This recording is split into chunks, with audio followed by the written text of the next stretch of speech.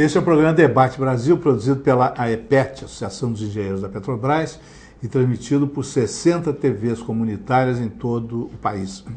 E no cenário de hoje nós temos esse quadro do Portinari, Menino com Carneiro. É um trabalho em têmpera sobre tela, pintado por Portinari em Brodowski, a sua pequena cidade no interior de São Paulo, já no ano de 1941. Nós vamos conversar hoje com o professor e economista João Paulo de Almeida Magalhães, presidente do Conselho Regional de Economia do Rio de Janeiro. E o ponto de partida dessa entrevista sobre a atualidade econômica brasileira e as perspectivas de desenvolvimento do nosso país nesse ano de 2007, o ponto de partida dessa conversa é o PAC, o Plano de Aceleração do Crescimento, lançado pelo novo governo Lula, antes mesmo de completada a formação do seu ministério. Professor, nos primeiros dias o PAC causou assim barulho, manchetes, expectativas e já de saída algumas frustrações. Agora que já se tem uma perspectiva um pouco mais extensa, né? O que se pode esperar? Ele vai acelerar mesmo o nosso crescimento? O problema do PAC, essa certa desilusão que ele causou, resulta da seguinte coisa: o Brasil está parado há 26 anos aproximadamente. E hoje se reconhece que ele está parado por falta de uma estratégia. Quer dizer, aquela visão neoliberal do consenso de Washington dizia que um país, para se desenvolver, não precisa de estratégia, que, pelo contrário, a estratégia que implica numa ação mais ampla do Estado é até prejudicial. Então, o que se esperava do PAC é que ele, já que se reconheceu o fracasso da visão neoliberal, que ele viesse apresentar uma estratégia nova de desenvolvimento. Quer dizer, uma coisa que permitisse o Brasil voltar a crescer a 7% nos próximos 50 anos. E o que ele propôs, em última análise, um programa para o governo Lula, que, se der certo, vai permitir que ele faça um melhor mandato do que fez antes. Mas a necessidade de uma estratégia de longo prazo, de um projeto para o Brasil, isso ainda continua em aberto. Quer dizer, essa estratégia não existe e o PAC não atendeu a esse aspecto. Bom, um primeiro episódio em seguida ao PAC, que talvez nem deva ser atribuído a ele, é que o governo anunciou uma nova fórmula de cálculo do Produto Interno Bruto, fórmula essa segundo a qual o crescimento da economia brasileira no ano de 2006 não foi de apenas 2,9%, mas foi de 3,6%, segundo esse novo cálculo. Então, com isso, pelo cálculo original, o Brasil só tinha crescido um pouquinho mais que o pobre Haiti. E agora, com o novo cálculo, o Brasil teria crescido um pouco mais que o Haiti e um pouquinho mais também que o Paraguai. Esse novo cálculo é procedente ou é uma química contábil aí para nos iludir? Não, eu concluo que não é necessariamente uma química, apenas que o governo está valorizando demais essa coisa, não? Quer dizer que, na verdade, o Brasil continua crescendo, os países emergentes estão crescendo a 6, 7% ao ano, você está crescendo 3,9%, ainda é muito pouco, 3,7% ainda é muito pouco. E depois tem o aspecto negativo também, quer dizer, se você teve um crescimento, digamos, que fez o PIB crescer de cerca de 1% mais, quer dizer, passando de 2,9 para 3,7, se você for verificar investimentos e poupança, que mostra o futuro do país, nós estávamos em 20, 21%, caiu para 16%. Então, há aspectos positivos e negativos, né? O governo está valorizando muito esse aspecto, mas o que acontece é que eu teria que voltar a crescer a 7% ao ano. Né? A única coisa satisfatória, e qualquer outra coisa que se faça... Quer dizer, a taxa de poupança, de investimento, caiu para 16%. Era cerca de 20, 21%. Caiu para 16 e pouco. Sim, mas também estudos aí do próprio governo dizem, essa coisa só vai estar num nível satisfatório, me parece, acima de 25%, lá pelo ano 2010. Quer dizer, os próprios órgãos de pesquisa econômica do governo dizem que enquanto o Lula for presidente não vai haver crescimento. Olha, o problema do caso é muito simples. Se o Lula tivesse aquela ousadia de pegar a taxa de juros real, que está a cerca de 8%, e reduzir a metade, que ainda seria das mais altas do mundo, como taxa básica real, simplesmente ele teria, no ano passado, ele pagou 160 bilhões de dólares de juros, ele teria 80 bilhões de dólares, porque o governo federal, em todo o PAC, ele vai gastar investimentos suplementares de 67 bilhões, quer dizer, ele teria por ano Cada um dos 5 anos você teria mais do que isso. Quer dizer, e aí, em matéria de taxa de incremento do PIB, que ele cortasse para metade, está pagando 8%, ele teria 4% do PIB. Então, imediatamente, ele teria 20% de poupança e investimento sobre o PIB. Quer dizer, é apenas falta de coragem de tomar aquelas medidas que têm que ser tomadas. Você vê, por exemplo, a história da sobrevalorização cambial, que inclusive o IED, que é esse Instituto de Pesquisa de São Paulo, já declarou que o Brasil está num processo de desindustrialização relativa. Quer dizer, cada vez está exportando mais commodities agrícolas e industriais, e curiosamente, sobretudo no ano de 2006, agrícolas, que são produtos de baixo valor adicionado, portanto, que não proporcionam crescimento econômico, e o que está acontecendo no Brasil é exatamente o oposto do que deveria ser uma política industrial para o país, que é completar a industrialização brasileira através de um refinamento da indústria, setores de maior tecnologia, maior valor adicionado. Está acontecendo exatamente o oposto. E por que não se não se toma medidas para isso? Por exemplo, uma centralização de câmbio, que o governo dita quanto será o câmbio cruzeiro dólar, real dólar. Não faz isso porque isso terá um pequeno impacto inflacionário.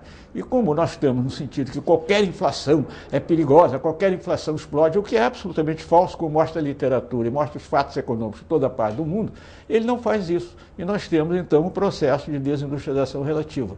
E esse é que é o problema. Os juros não baixam, porque se os juros baixarem, os juros são utilizados como instrumento principal de controle da inflação, então não baixam. Ele esquece, e eu estou me lembrando aqui do último relatório da comissão, da chamada UNCTAD, que é a sigla inglesa para a Conferência das Nações Unidas para o Comércio e Desenvolvimento, que diz simplesmente que diversos países, China, países asiáticos, Argentina, estão mantendo a inflação sob controle com baixas taxas de juros, porque há outros instrumentos em vez das taxas de juros. E o governo simplesmente ignora esse fato. Ele prefere fazer exatamente o que faz o Fed, que é o Banco Central Americano, o sistema de Banco Central Americano, que é segurar a inflação com base na taxa de juros. Quer dizer, com isso, ele impede investimentos privados, porque realmente é muito mais negócio você colocar no mercado financeiro do que investimentos diretamente produtivos. O governo é obrigado a pagar 160 bilhões de dólares de juros, também ele não pode investir. Então, nós temos uma situação que é um impasse inarredável enquanto não forem mudadas as regras do jogo, enquanto o governo não resolver raciocinar em outros termos. Os porta-vozes do governo, do Banco Central e dos interesses que sustentam a atual política econômica exploram muito o terrorismo inflacionário, né? A inflação vai explodir na Argentina, a inflação já explodiu na Venezuela. Isso é verdade? Bom, em primeiro lugar, lá na Argentina está absolutamente sob controle. Inclusive, 2006, em relação a 2007, a inflação foi um pouco menor. Os críticos do governo resolveram a discussão que nós tínhamos no Brasil, quando a inflação era de 20% ao ano. O índice não é esse, acrescenta esse produto, não acrescenta. Está sob controle. Quer dizer, a minha previsão é o seguinte: a Argentina vai continuar a crescer a 8%, 7% ao ano, porque tem uma estratégia industrial. A Argentina está num processo de reindustrialização, porque a abertura excessiva dos anos 70, patrocinada por um ministro, o tal Martínez de Oz, essa abertura levou a uma desindustrialização e eles estão recuperando. Então tem uma política, uma visão de longo prazo, eles têm um projeto. E a Argentina não procurou aquela inflação, ela simplesmente deu prioridade à meta de desenvolvimento econômico.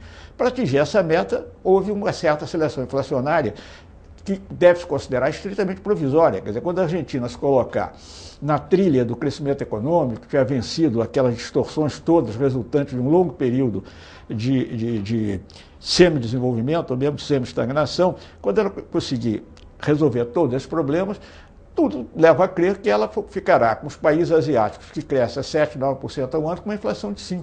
Mas há um período temporário que, para sair do buraco, tem que fazer isso. Por exemplo, no momento que você faça, que todo mundo, o próprio governo reconhece, o Guido está tentando fazer isso, você acabar com a sobrevalorização do real, é inevitável que haja uma pressão inflacionária. Se você não quer nenhuma pressão inflacionária, vai continuar sobrevalorizado o tempo todo. Se você quer fazer um controle da inflação na baixa taxa de juros, então o país... Sim, mas se continuar o câmbio sobrevalorizado, quer dizer, a economia continua estagnada, o desemprego continua a crescer e uma das consequências é o alastramento dessa violência urbana que assusta hoje o Brasil inteiro. Claro, o Lula cometeu uma certa gafe quando ele disse que muitas vezes o criminoso simplesmente está precisando de dinheiro e tal, que não é só, mas no fundo isso realmente é um fato, quer dizer, o Brasil... O corrupto também está precisando de dinheiro. O problema do Brasil é o seguinte, os novos trabalhadores que se apresentam ao mercado são cerca de 1,5 milhão por ano. Bom, os cálculos sobre quanto o PIB precisa crescer para empregar todo mundo, o mais otimista, que é do João Saboia, do Instituto de Economia da nossa Universidade, da Federal do Rio de Janeiro, 4%. O Brasil vem crescendo a 2,5%, 2,3%. E o cálculo do Roberto Cavalcante Albuquerque, que é daquele Instituto do Reis Veloso, é que o necessário é 6% ao ano. Então você vê que realmente cria-se uma situação de desemprego, de empregos informais, etc., camelô na rua em todo canto, etc. E isso aí realmente o país entra no... Quer dizer, com 6% daria pelo menos para empregar esse 1,5 milhão de brasileiros. Para não aumentar o desemprego, para não aumentar o desemprego, a economia formal. Mas para reduzir o desemprego precisa crescer, então, acima de 6%. Mas então vamos fazer o seguinte, vamos supor que esteja certo, é um Saboia. Se crescer a 6, já está começando a reabsorver o emprego. Agora, o que é absolutamente incrível é que tem a cada momento essa história. Não, Brasil, o programa do governo é crescer a 5% ao ano. Então eu pergunto o seguinte, por que 5% se nós já crescemos durante 30 anos praticamente a 7% ao ano? Se os asiáticos estão crescendo a 7, 8, 9.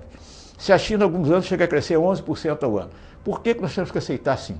Nós temos que aceitar 5% porque o Banco Central acha que qualquer coisa acima de 5% há pressões muito grandes de demanda e com isso, então, voltaria pressões inflacionárias, voltaria a inflação.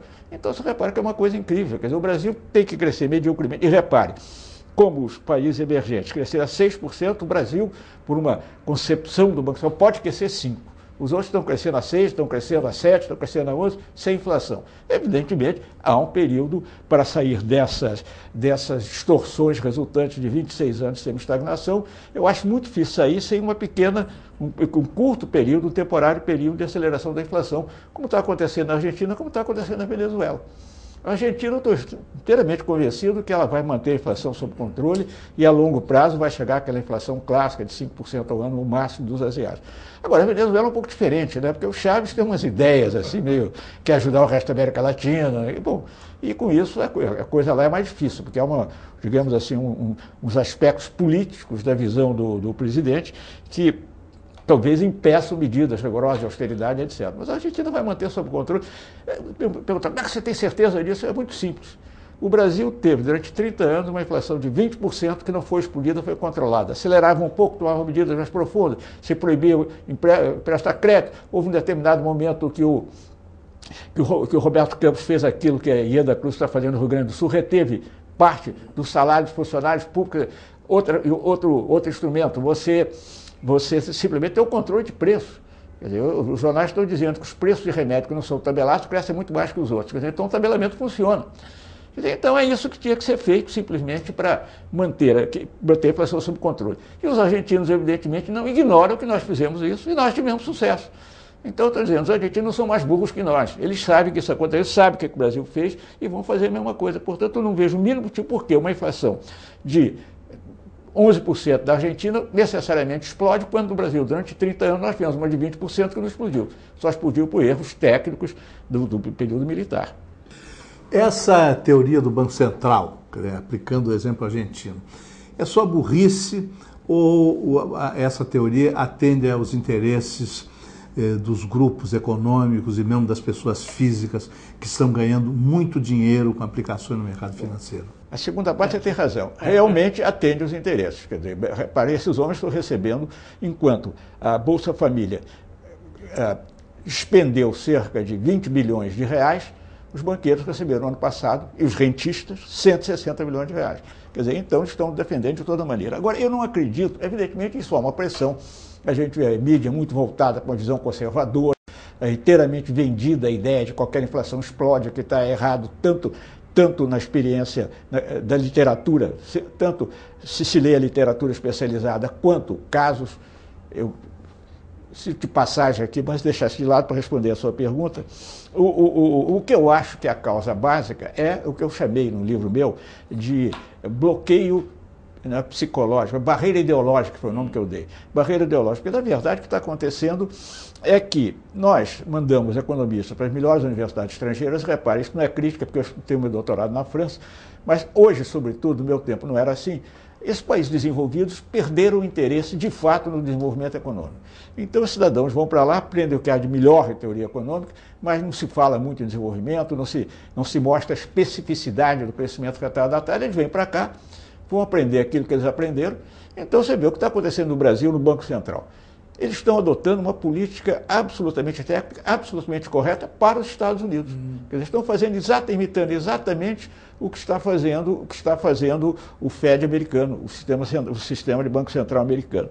E é por isso, repare, é muito curioso, porque os Estados Unidos, toda vez que o PIB cresce mais de 4%, o Fed intervém para evitar que haja uma aceleração inflacionária.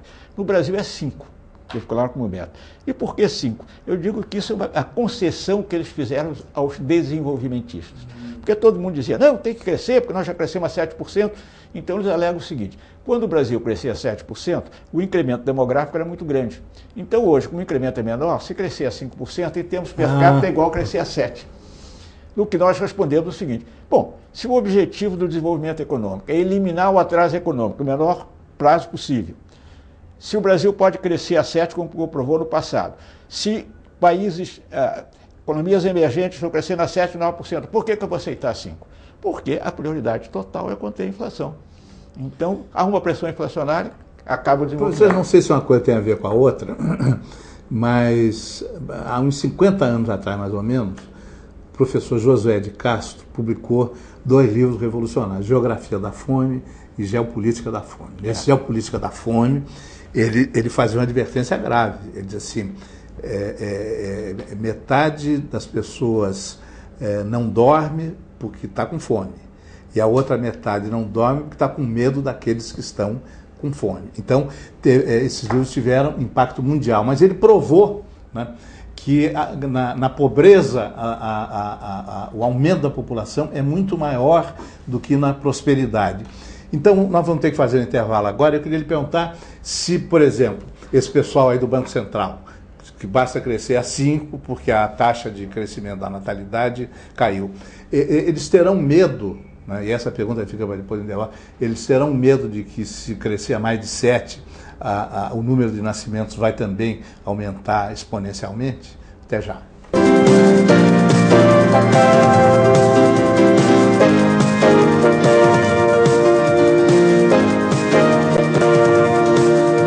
O Debate Brasil está sorteando livros entre seus telespectadores. Se você está assistindo a esse programa, pode disputar o sorteio deste livro, O Falso Déficit da Previdência, de Ronald Barata, líder sindical que estuda essa questão há muitos anos. Comunique-se conosco por fax, telefone ou pela internet e inscreva-se nesse sorteio. A coletânea de contos de Machado de Assis, organizada por Luiz Antônio Aguiar, e o livro de ficção do mesmo autor, O Mundo é dos Canários, são os livros a serem sorteados no programa de hoje. Participe!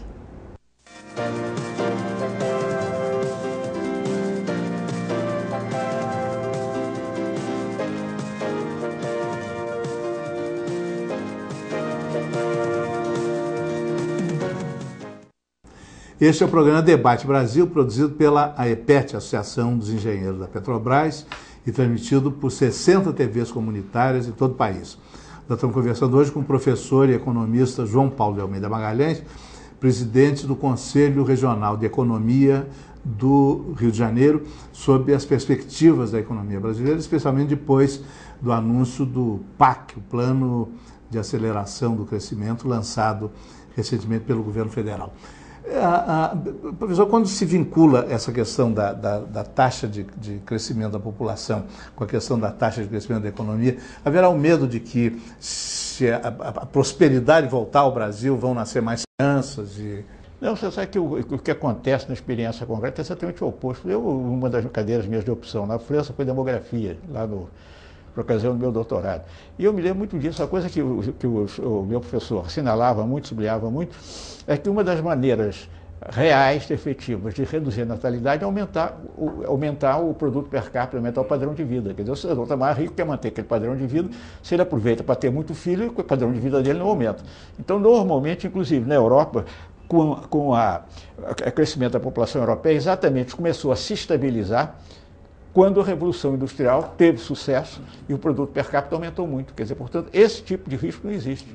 O risco que existe é o Brasil continuar nessa semi-estagnação que ele está. O Brasil não dá emprego a todos os trabalhadores que se apresentam ao mercado. Aí eu me lembro que houve um secretário da CNBB, desse Conselho dos Bispos Brasileiros, que dizia que em determinado momento falou que o Brasil está assentado, acho que em cima de uma bomba relógio, uma coisa assim. E realmente ele tem razão. Eu tive uma coisa interessante, porque o homem que é considerado conservador, eu não acho que ele seja assim conservador tanto assim, que é o Delfim Neto. Eu tive uma reunião pequena, fechada com ele, lá no Corecon, Conselho Regional de Economia de São Paulo, e, entre outras coisas, críticas à política econômica do governo, e, entre outras coisas, ele saiu com uma que eu achei surpreender. Ele disse, se o Brasil, nesses próximos 2 anos, não voltar a crescer satisfatoriamente, o próximo presidente da República não vai ser nenhum desses que vocês estão pensando aí, não vai ser Serra, não vai ser Aécio Neves, talvez um sujeito aí que ninguém sabe quem é, um homem assim tipo Evo Morales, Chaves, etc. Quer dizer, portanto, eu tenho a impressão que vai haver uma reação, quer dizer, vai acontecer alguma coisa. Essa história, por exemplo, da criminalidade em São Paulo, tomar conta da cidade, etc. Olha, eu tenho, inclusive, uma teoria que eu defendi junto ao Hélio Jaguaribe, ele achou graça, porque o Hélio Jaguaribe, ele defende a tese de que se devia suspender a proibição de tóxicos. Já estão na livre e tal, porque realmente não adianta, o mundo está tendo problemas seríssimos da Colômbia, toda parte de criminalidade, por causa daí, então é melhor liberar. Eu falei com ele, mas tem um risco. Porque, repara, o pessoal que está morando no morro, com essa diferença de padrão de vida, normalmente se deveria esperar uma espécie de revolta social, reuniões, preparando alguma coisa, como Antônio Calado diz no livro dele, que o pessoal do morro baixa para a cidade, para conquistar a cidade, etc. Isso pode acontecer. Não está acontecendo porque o pessoal do tráfico não deixa. Começar a aparecer essas coisas, tá? A polícia vai ter que subir para perseguir isso, você é subversivo, está provocando a penetração na cidade, então ele chega contra, você acaba com o tráfico. Essas forças de revolta social vão ter lugar. Portanto, eles estão segurando o problema. Ele achou muita graça. Então, realmente, eu estava dizendo isso um pouco brincadeira. Mas, realmente, existe uma tensão muito grande, porque a diferença de padrão de vida, o Brasil tem os níveis mais elevados do mundo de padrão de vida. Antigamente, ele era o segundo, o terceiro mais elevado, agora melhorou um pouco, está em quarto. Então, mais de 100 e tantos países, nós estamos lá na rabada. Quer dizer, é uma coisa absolutamente inaceitável e a coisa é grave e eu estou preocupado porque eu espero que o PAC dê uma pequena melhora, que o Lula tenha um segundo mandato melhor do que o primeiro. Quando eu digo melhor, não é crescer 3,9%, não. Porque 3,9% não é média, mas é simplesmente voltar a crescer o que nós crescemos no passado, voltar a crescer, passar a crescer o que está crescendo na China e na Índia. Quer dizer, se não ocorrer isso, se houver uma pequena melhora, o problema pode ser afastado por alguns anos. Mas é aquela coisa, repare, o PAC está muito centrado em investimentos de infraestrutura. E a literatura e a experiência concreta mostram que investimentos em infraestrutura não geram desenvolvimento. O que gera desenvolvimento, eles permitem desenvolvimento. O que gera são investimentos diretamente produtivos. Bom, então o que vai acontecer? Mas, por outro lado, se você resolve investir em infraestrutura, vai construir estradas, vai fazer mais hospitais, escolas, enquanto no período que está sendo feita a construção, o emprego melhora, o PIB cresce mais rápido, etc. Depois que acaba a construção, você criou as pontes, você criou os canais, criou a estrada de ferro, melhorou os portos, etc. Se você não criou atividades produtivas para aproveitar essa infraestrutura, o problema volta outra vez. E a grande coisa é que você pode ter a sensação de que realmente houve uma melhora, que o desenvolvimento retomou, acabou a recuperação da infraestrutura, está tudo parado outra vez, porque está faltando projeto nacional, que é o que o Brasil realmente está precisando. Uma estratégia não é um PAC que vai durar 4 anos e, se bem sucedido, vai melhorar a situação em relação ao período anterior, mas é um grande projeto que faça com que o Brasil, nos próximos 50 anos, volte a crescer como estão crescendo os emergentes, como ele cresceu no passado.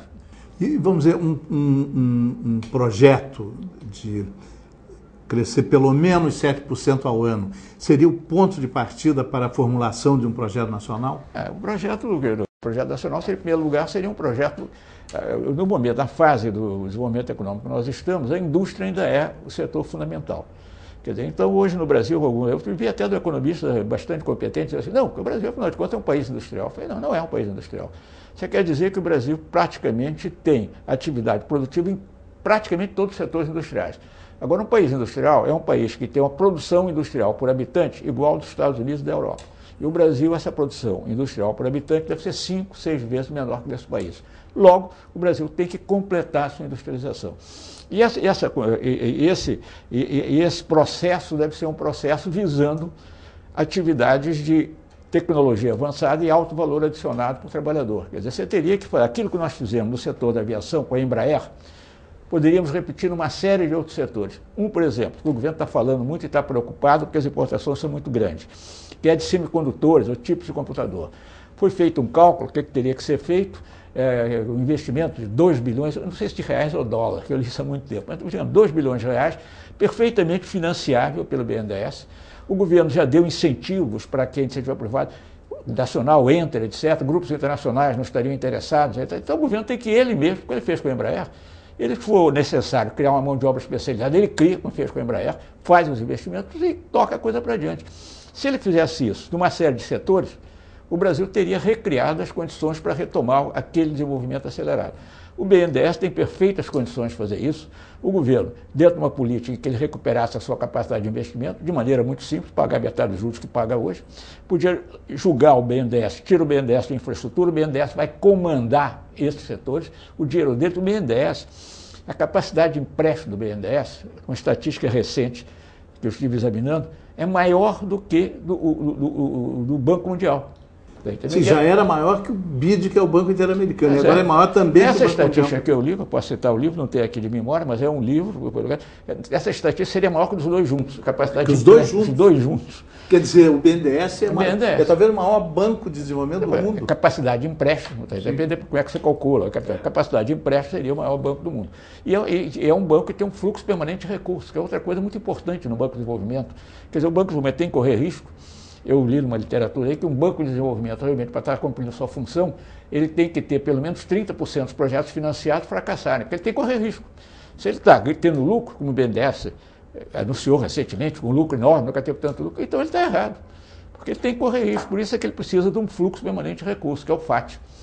Sim, e os juros deles são mais baixos que os juros do Banco Central. É uma coisa estranha no Brasil, porque os juros de longo prazo são mais baixos que os juros de curto prazo. Isso é uma coisa que não é normal em nenhuma parte do mundo, entende? E eu acho que há todas as condições para nós fazermos esse relançamento. O grande problema, eu acho que seria, o primeiro passo, o Lula devia pensar o seguinte: bom, eu dei o meu primeiro mandato a uma equipe conservadora que comandou o coisa, Palocci e outros, comandavam o processo. Nós tivemos um pífia taxa de crescimento. Pegar a média seria metade do que cresceram os emergentes. Eu coloquei preocupado com essa história, o Brasil só cresceu mais com o Haiti, agora cresceu mais com o Paraguai também, mas enfim, preocupado com isso, ele chamou o Guido Mantega e o Guido Mantega chamou uma equipe desenvolvimentista. Agora eu tenho que pegar o Meirelles, então, mandar o Meirelles para casa, agradecer, etc., e deixar esses caras correr o risco e vamos ver o que é que acontece. Quer dizer, ele falou muito de ousadia, o mínimo de ousadia que ele devia ter é lançar o desenvolvimento. A Argentina, a minha avaliação é que se ele acabasse com metas de inflação e colocasse metas de desenvolvimento, ia acontecer o que aconteceu na Argentina. Você ia ter uma aceleração do crescimento, possivelmente uma certa pressão inflacionária, que ia ser colocada sob controle. Se isso fosse feito dentro de um novo projeto, uma nova estratégia de desenvolvimento, nós teríamos resolvido o nosso problema. Então, o que eu estou dizendo é o seguinte: vamos ver o que acontece na Argentina. A Argentina, eu vou ficar extremamente surpreso se a Argentina não conseguir manter essa inflação e se não continuar a manter essa taxa de crescimento. Repare, por que eu digo que a Argentina é uma estratégia? Ela está se reindustrializando. Recentemente nós tivemos uma briga no Mercosul com a Argentina porque ela começou a bloquear nossas entradas de fogões, entrada de geladeira. O Uruguai se candidatou a determinadas medidas que auxiliariam a exportação para a Argentina. Ela também recusou. Por quê? Porque eles estão no processo de reindustrialização. E uma ministra do desenvolvimento da Argentina, ela declarou o seguinte: nós temos que estar muito preocupados, estamos muito preocupados porque as exportações da Argentina, por cada uma tonelada que a gente exporta, a gente recebe $700. E cada tonelada que nós importamos, nós pagamos 1.200. Então, o que ela está dizendo? Nós precisamos industrializar e refinar a indústria argentina, preparando-a para ser competitiva e exportar. Quer dizer, então, está claramente delineada uma visão global da Argentina. Sim, e cada geladeira que eles produzem são alguns empregos que eles criam, não é? É evidente, porque a Argentina realmente desindustrializou. A indústria da Argentina, eu participei numa pesquisa com os economistas argentinos, eles diziam o seguinte: nossa indústria hoje é de commodities industriais, quer dizer, negócio, aço, derivados de petróleo, que são atividades de tecnologia relativamente elementar, de nível médio de tecnologia, e que baixo valor adicionado para o trabalhador. Quer dizer, então, que se você quiser de maneira, linguagem mais simples, que proporcionam baixo PIB por trabalhador e, portanto, baixo PIB por habitante. Não são atividades que levam o país ao plano de desenvolvimento. Quer dizer, então a Argentina está no caminho certo. Nós vamos, esquece meta de inflação, nós vamos fazer meta de desenvolvimento e, se isso resultar em pressões inflacionárias, vamos tomar medida para controlar. Eu acho que o Brasil tem muito mais condições de dar uma repartida no desenvolvimento, evitando pressões inflacionárias. Por quê? Com essa altíssima taxa de juros que nós temos, que a Argentina não tem, o governo reduzindo essa taxa da metade, ele teria economizando cerca de 4% do PIB. Olha, ele simplesmente poderia, com isso, zerar, do dia para a noite, zerar o déficit orçamentário. Então, é uma medida que tem uma pressão inflacionária de um lado, mas que, de outro lado, também tem medidas que fiscalmente têm uma possibilidade de conter a inflação. E, com isso, já tem uma série de medidas complementares, por exemplo, para evitar a fuga de capitais, fazer o controle de capital, etc. Né? Mas o fato é que, mesmo o aspecto de inflação, eu acho que nós temos melhores chances de terminar, de relançar o desenvolvimento sem pressões inflacionárias significativas. Agora, sem baixar os juros e sem mexer no câmbio, dá para decolar? Dificilmente. Ou, se quiser mais claramente, é impossível. Impossível, impossível. Isso, aliás, toda a literatura, você vai pegar o Bressa Pereira, vai pegar o João Sixu, todo mundo está de acordo com isso. Esses são os dois obstáculos para pensar em retomar o desenvolvimento econômico. E nesses dois casos não vai acontecer nada, porque o Meirelles não deixa. Ele está lá para vigiar exatamente isso. Ele diz: se eu desvalorizar o real, vai ter pressão inflacionária, que é claro. Se eu abandonar os juros como instrumento para a contenção da inflação, haverá inflação. Ele ignora o fato que há outros instrumentos. Mas como ele só conhece esse, para ele, baixar juros e desvalorizar o real significa inflação. E a inflação é o mal absoluto. Então você está naquilo que eu chamei de monetário estagnacionismo. Enquanto prevalecer essa visão estritamente monetária, a estagnação é inevitável. O Plínio Arruda Sampaio Júnior, ele disse uma coisa que eu achei muito interessante, porque no Brasil se criou um tal trauma contra a questão de inflação, contra a hiperinflação, etc., que ninguém... Isso por isso que eu estou dizendo aqui, que realmente sem uma inflação temporária dificilmente se sai do problema. O Plínio Arruda Sampaio e outro economista também lá da Unicamp disse o seguinte: não, quando o Brasil opta por uma inflação de 5% ao ano, está optando por um baixo crescimento. Mas ele nunca diz: uma certa inflação, uma temporária inflação, aceitação de pressão inflacionária é necessário para sair do buraco. Por que isso? Você criou um tal trauma que esses economistas mais moços, eles têm medo de dizer isso. Eles têm medo de dizer isso. Eles acham que o dia que eles disserem isso, vão dizer: não, o pessoal da Unicamp é um pessoal inflacionista, então vai ser difícil terem verba para pesquisa, verba para isso. Quer dizer, porque realmente se criou um trauma contra a inflação. A meu ver, o negócio começou da seguinte maneira: o Fernando Henrique, com o Plano Real, segurou brilhantemente, o Plano Real foi brilhante, a inflação. E tinha que retomar o desenvolvimento, que era a promessa dele. Não conseguiu porque ele continuou no consenso de Washington, continuou com o monetarismo. Então ele começou a valorizar o Plano Real. E uma das formas de valorizar é dizer, dar a impressão à população brasileira que havia o dragão da hiperinflação estava vigiando o país. Se você, qualquer descuido, ele viria. E só você conter esse dragão é uma coisa tão importante que justifica uma política econômica, etc, etc. Bem, fez isso. Quando chega o Lula, há uma aceleração da inflação, eu acho que já falei isso antes para você. Aquela história de 12% a 17%, o Banco Central anuncia que segurou o dragão da inflação, etc. Todo mundo acredita nisso, Meirelles, Pallotti passam a ser endeusados, né? E com isso, então, prevalece aquele trauma. Não, o fundamental do governo é evitar essa hiperinflação que está nos vigiando a cada momento. Com isso, eles ignoram um fato muito simples. Você vê o seguinte: a Coreia do Sul é um país que está se desenvolvendo há 20 anos agora, com a inflação de 5% ao ano. Agora, a Coreia do Sul, por ocasião dos choques do petróleo, nos anos 70, ela manteve o crescimento acelerado, aceitando uma inflação de anual média de 20%. Para ser preciso, 19,8%. Quando terminou esse período, essa década, na década seguinte, ela passou a ter uma inflação de 5%, com o mesmo crescimento acelerado, e não houve nenhuma hiperinflação. Quer dizer, ela conseguiu baixar a inflação sem desacelerar o crescimento. Isso, essa experiência foi repetida por diversos outros países asiáticos. Piores condições, a inflação vai ter um pouco superior a 20%, mas a Coreia do Sul, por exemplo, claro, está lá a Coreia do Sul comprovando que nós podemos, não há nenhum motivo para não aceitar uma aceleração temporária da inflação, como a Argentina aceitou. Quer dizer, a Argentina não procurou a inflação, ela simplesmente colocou meta de desenvolvimento durante os primeiros 2 anos. Houve uma aceleração do crescimento, logo depois uma pequena aceleração da inflação. Se tivesse lá o Meirelles, imediatamente ele cortava o desenvolvimento. Mas correu o risco e agora está começando a controlar a inflação. Se tudo correr bem, dentro de 3 ou 4 anos, ela voltará a uma inflação de 5%, etc, etc. E nesse período todo vai continuar crescendo a 7%. Professor, para terminar, porque infelizmente nosso tempo está chegando ao fim, se o Brasil ousar reduzir, digamos, como o senhor sugere, reduz os juros pela metade e mexe no câmbio, até onde pode subir a inflação? Olha, não tem muita. Eu acho que pode subir menos que da Argentina. Mas vamos dizer, vamos correr o risco de 10% para chegar a 10%. Mais que isso dificilmente passa. E se passar, a Venezuela está com 17%. Eu acho a nossa circunstância muito melhor que a dela. Eu diria 10%, no máximo 15%, que nós teríamos durante um período de 3 ou 4 anos. E depois dá para reverter de 10 para 5? A experiência de todos os asiáticos diz que sim. Eu tenho um amigo meu que faz uma restrição que ele diz o seguinte: os asiáticos são muito disciplinados, nós aqui não somos. Se lá é possível o crescimento acelerado com uma inflação de 5%, aqui provavelmente será 10%. Mas o fato é que o crescimento acelerado está garantido. Né? Obrigado. O programa de hoje prossegue com o nosso caderno de Cultura Livros na Mesa, produzido e apresentado por Suzana Vargas, da Estação das Letras. Até já.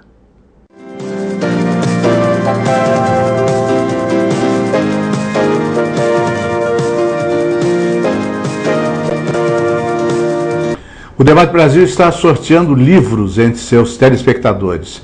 Se você está assistindo a esse programa, pode disputar o sorteio deste livro, O Falso Déficit da Previdência, de Ronald Barata, líder sindical que estuda essa questão há muitos anos. Comunique-se conosco por fax, telefone ou pela internet e inscreva-se nesse sorteio. A coletânea de contos de Machado de Assis, organizada por Luiz Antônio Aguiar, e o livro de ficção do mesmo autor, O Mundo é dos Canários, são os livros a serem sorteados no programa de hoje. Participe!